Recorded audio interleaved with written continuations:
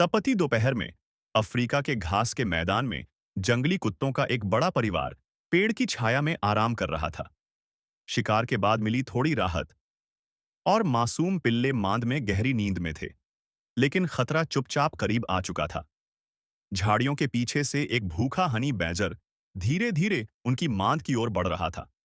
उसकी सूंघने की क्षमता ने उसे साफ बता दिया था, अंदर आसान शिकार मौजूद है। वह बिना आवाज किए बिल के अंदर घुस गया। कुछ ही क्षणों बाद एक मासूम पिल्ला उसके जबड़ों में था और वह पूरी रफ्तार से घास के मैदान की ओर भाग पड़ा। अचानक गूंजती चीख ने सन्नाटा तोड़ दिया। पूरा झुंड बिजली की तरह खड़ा हुआ और शुरू हो गई जान बचाने की दौड़। हनी बैजर तेज था, बेहद निडर भी, लेकिन जंगली कुत्तों की असली ताकत उनकी रफ्तार नहीं, उनकी एकता है।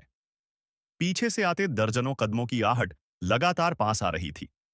आखिरकार जब बच निकलना नामुमकिन लगने लगा, तो हनी बैजर ने पिल्ले को छोड़ दिया और अपनी जान बचाने की कोशिश की। झुंड की रानी ने तुरंत बच्चे को उठाया, उसे सुरक्षित मांद में पहुंचाया और फिर पूरा परिवार बदले के लिए लौट आया। अब शिकारी खुद शिकार बन चुका था।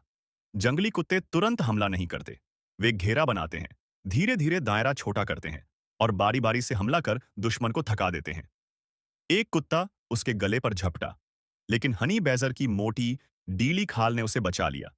उसने जोरदार झटका दिया और खुद को छुड़ा लिया। फिर अचानक उसने पलटकर हमला किया। उसकी आंखों में डर नहीं था, सिर्फ जिद थी। कुछ पल के लिए झुंड हिचकिचाया और वह मौका देखकर फिर भागने लगा, लेकिन अब उसकी ताकत साथ नहीं दे रही थी। कुछ ही सेकंड में वह फिर गिर गया।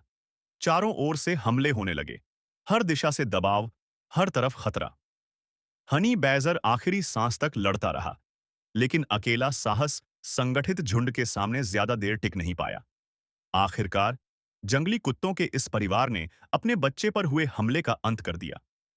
हनी बैजर अब निश्चल था, लेकिन उसकी मजबूत खाल अब भी कवच की तरह सख्त थी। यही है अफ्रीका का मैदान, जहां हर दिन जीवन और मृत्यु आमने सामने खड़े होते हैं।